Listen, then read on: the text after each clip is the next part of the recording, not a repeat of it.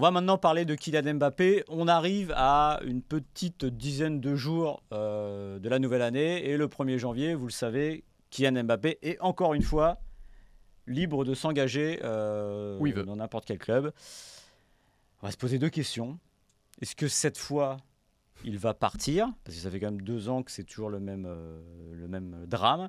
Et surtout, est-ce que ça va être le cirque? Est-ce que c'est de nature à gâcher les 6 prochains mois du Paris Saint-Germain qui sont, il faut le rappeler, ceux qui comptent pour le club de la capitale?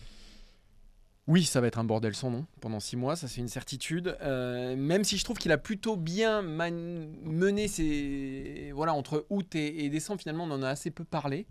Après, est-ce qu'il doit s'en aller? Ça fait 6 ans et demi Kylian Mbappé au Paris Saint-Germain.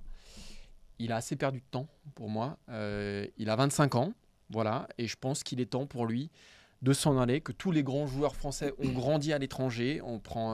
Si on prend les plus grands des plus grands, Zidane, Platini, Henry, bah voilà, ils sont allés au Real, à la Juve, à Arsenal, ils ont grandi là-bas, ils ont appris de nouvelles choses. Et aussi quelque chose d'important pour moi, c'est qu'il doit... Aujourd'hui, Kylian Mbappé, il polarise trop l'opinion française, c'est-à-dire qu'il y a les pro-PSG qui vont tout le temps le louer.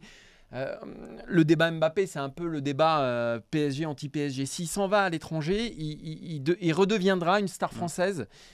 Il redeviendra l'attaquant de l'équipe de France. Il polarisera moins et je pense qu'aussi ça peut lui faire du bien pour sa carrière, pour ce qu'il va laisser pour son héritage. J'entends qu'il veuille gagner la première Ligue des Champions de l'histoire du PSG et c'est un combat noble. Je pense que par contre, il s'est épuisé dans ce combat-là, que ça fait 6 ans et demi et que personne ne lui reprochera aujourd'hui d'avoir mené ce combat. Et je pense qu'en plus, Paris n'a jamais été aussi loin de gagner la Ligue des Champions. Donc définitivement, il est temps de s'en aller. Moi, je suis persuadé qu'il devrait être parti depuis 2 ans déjà. Oui, en plus. Je pense que là, et en fait, je le vois à ça parce que on sent un peu j'ai l'impression dans son langage corporel, il y a toujours une lassitude. Il y a l'histoire du pivot gang l'année dernière, ça lui allait pas. Ça change cette année, pourtant, ça va dans son sens. Ce PSG-là, il a ses potes, ça tourne autour de lui.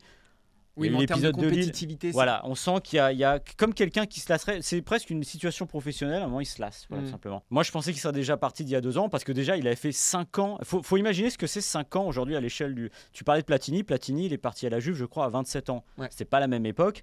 Mais tu prends la liste justement des très grands joueurs français des 15-20 dernières années. Quand ils sont encore là à 23 ans, on est très heureux. 25 ans, ils étaient tous barrés. Voilà, lui, il l'a fait. Et c'est louable d'un côté parce que l'idée, je pense qu'il y a ça.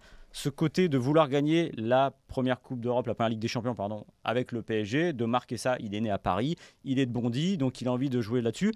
Mais je pense aussi que je ne suis pas sûr qu'il ne reste pas non plus pour de mauvaises raisons. C'est-à-dire que le PSG, c'est aussi un confort. C'est-à-dire qu'il y a des chiffres au PSG. Les stats individuelles, il est obsédé par ça.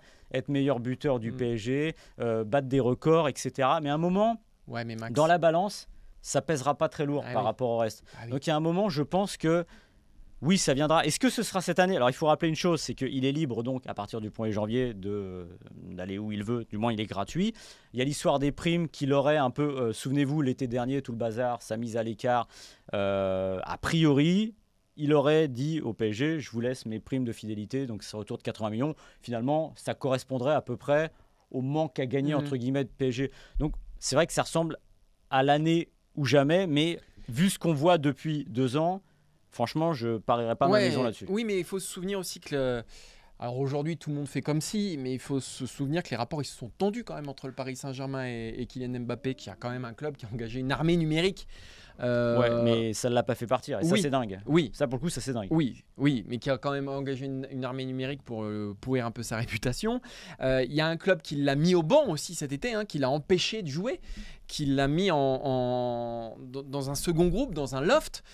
Ça, ce sont des choses qui peuvent compter aussi, mais je pense que malgré tout, ce qui doit guider la boussole de Kylian Mbappé, c'est aujourd'hui son intérêt. Voilà, son intérêt. Qu'est-ce que je vais laisser derrière moi? Tu l'as dit, devenir le meilleur buteur de l'histoire du Paris Saint-Germain, gagner je ne sais combien de titres avec le PSG. Qu'est-ce que ça vaut aujourd'hui si à côté tu deviens une légende du Real Madrid, une légende de Première Ligue, si tu gagnes, et surtout si tu gagnes cette fichue Ligue des Champions et ce Ballon d'Or aussi qui généralement s'offre à ceux qui vont loin dans la compétition. Donc pour moi, c'est ça qui doit guider Kylian Mbappé et c'est l'argument numéro 1, c'est qu'aujourd'hui, Paris, à mon sens, ne peut pas lui offrir une victoire en Ligue des Champions.